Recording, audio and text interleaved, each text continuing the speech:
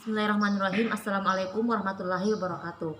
Perkenalkan, nama saya Sri Ulfiandari dari kelas Biologi B Universitas 19 November Kolaka. Nah, di sini saya akan menjelaskan tentang ekspresi gen. Nah, pertama-tama mari kita ketahui apa itu ekspresi gen. Nah, ekspresi gen merupakan pembentukan rantai polipeptida dari protein-protein yang saling dihubungkan menggunakan ikatan peptida.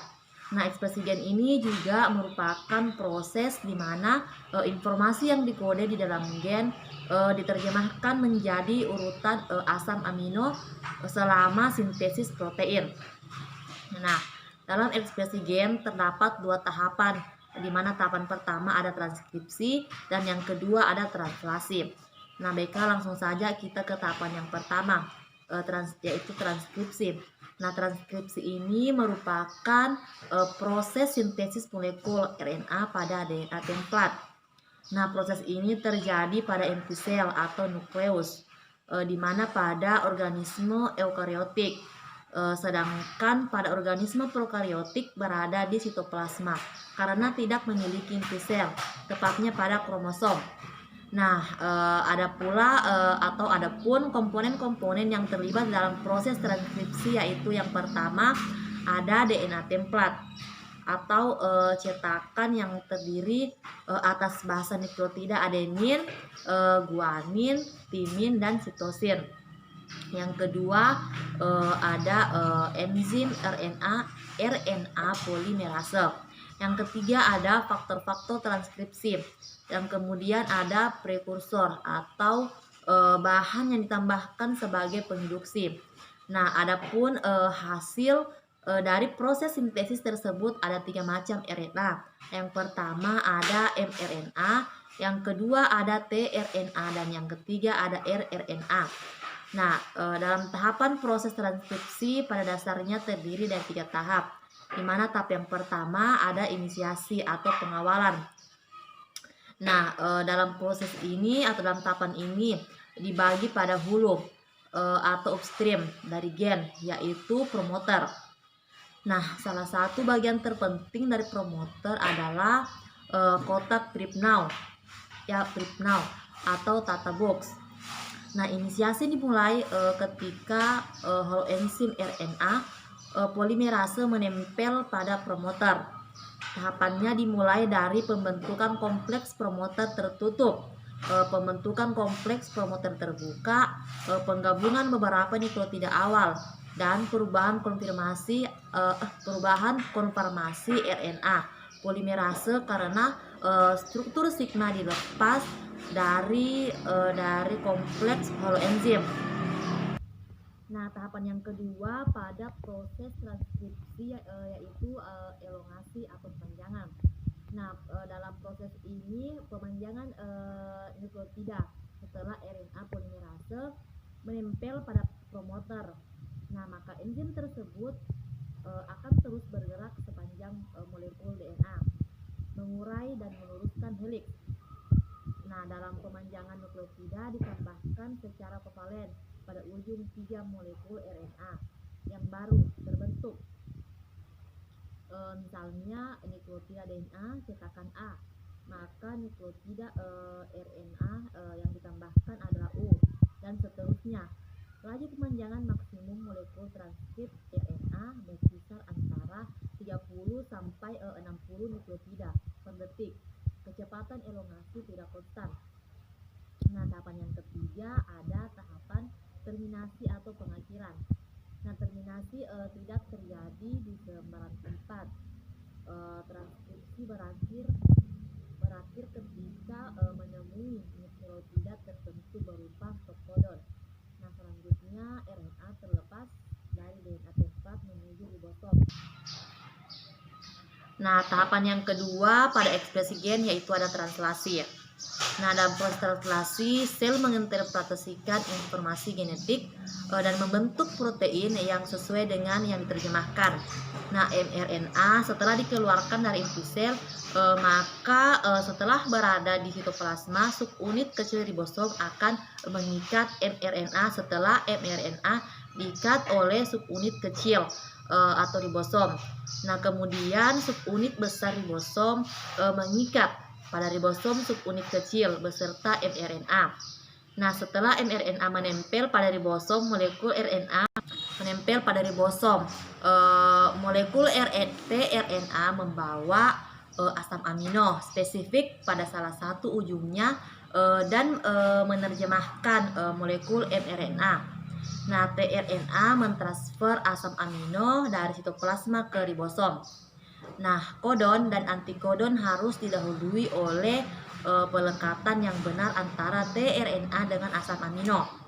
tRNA yang telah membawa asam amino tertentu sesuai dengan urutan antikodon yang di bawahnya baru tRNA menerjemahkan kodon mRNA.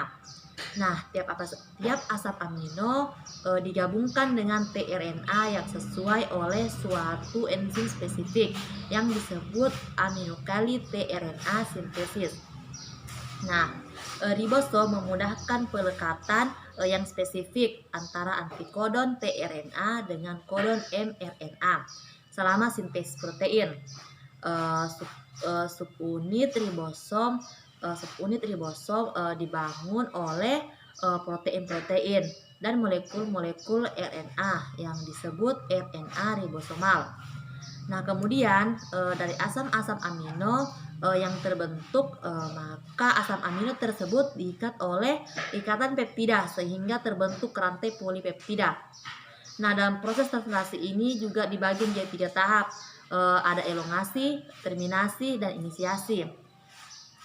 Kemudian pada proses inisiasi dan elongasi rantai polipeptida membutuhkan sejumlah energi.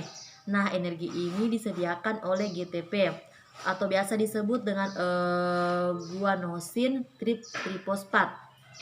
Nah, baiklah, langsung saja ke tahapan yang pertama, yaitu ada inisiasi. Nah, tahap inisiasi ini dari translasi terjadi dengan adanya start mRNA dan tRNA yang memuat asam amino pertama dari polipeptida dan 2 subunit ribosom. Subunit yang pertama, subunit ribosom kecil mengikat diri pada mRNA. Nah, subunit ribosom kecil melekat pada tempat-tempat tertentu di ujung 5 mRNA. Nah, pada tempat pelekatan ribosom subunit kecil pada mRNA terdapat kodon yang akan diterjemahkan oleh tRNA inisiasi yang membawa antikodon AUG dengan membawa asam amino pertama yaitu metionin. Nah, tahapan yang kedua ada elongasi. Nah, pada tahap elongasi dari translasi, asam amino ditambahkan satu persatu pada asam amino pertama atau metionin. Nah, kodon mRNA pada ribosom membentuk ikatan hidrogen dengan antikodon molekul tRNA yang baru masuk yang membawa asam amino yang tepat. Nah, molekul RNA dari subunit ribosom besar berfungsi sebagai enzim, yaitu mengkatalisis pembentukan ikatan peptida yang menggabungkan polipeptida yang memanjang ke asam amino yang baru tiba. Nah, tahap yang ketiga ada terminasi. Nah, tahap akhir translasi adalah terminasi. Elongasi berlanjut hingga kodon stop mencapai ribosom. Triplet bahasa kodon stop adalah UAA, UAG, dan UGA. Nah, kodon stop tidak mengkode suatu asam amino melainkan bertindak sebagai sinyal untuk menghentikan translasi. Nah, proses yang terakhir dalam ekspresi gen yaitu terminasi. Nah, langsung saja RNA polimerase tetap terikat pada DNA dan melangsungkan transkripsi hingga mencapai urutan terminator atau sinyal stop yang ada pada umumnya berupa struktur seperti tusuk konde atau hairpin. Nah, struktur yang terdiri atas batang dan lengkung atau loop ini terjadi karena RNA hasil transkripsi mengalami komplementasi diri. Biasanya bagian batang sangat kaya dengan GC sehingga sangat stabil. Nah, di sebelah downstream dari struktur tusuk kode seringkali terdapat urutan yang terdiri atas 4 U atau lebih. Di sebelah downstream dari struktur tusuk kode sehingga seringkali terdapat urutan yang terdiri atas 4 U atau lebih. Nah, RNA polimerase akan segera berhenti begitu struktur tusuk kode RNA disintesis. Nah, bagian ujung RNA yang mengandung banyak U tersebut mempunyai ikatan yang lemah dengan basa-basa A pada DNA. Nah, cetakan sehingga molekul RNA hasil sintesis akan dengan mudah terlepas dari kompleks transkripsi. Nah, selanjutnya pita DNA cetakan yang sudah tidak berikatan atau membentuk hibrid dengan RNA segera menempel kembali pada pita DNA komplemennya. Nah, RNA polimerase inti pun akhirnya terlepas dari DNA. Nah, adapun terminasi menggunakan protein RHO atau RL.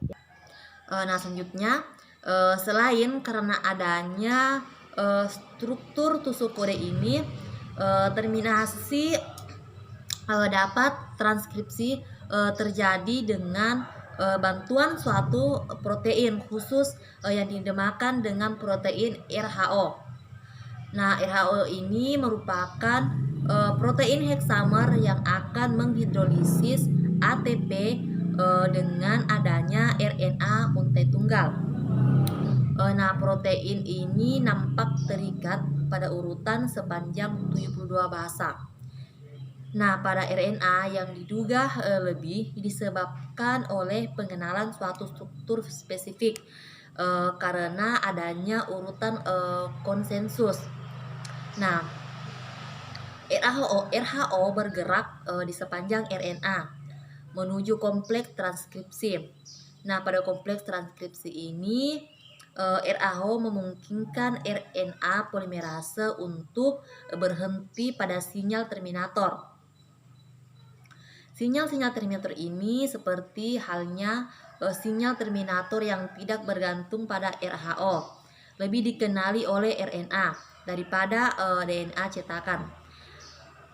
Ada kalanya terminator tersebut juga berupa struktur tusuk konde tetapi tidak diikuti oleh urutan poli-U. Baiklah, itulah tadi penjelasan dari saya tentang materi ekspresi gen.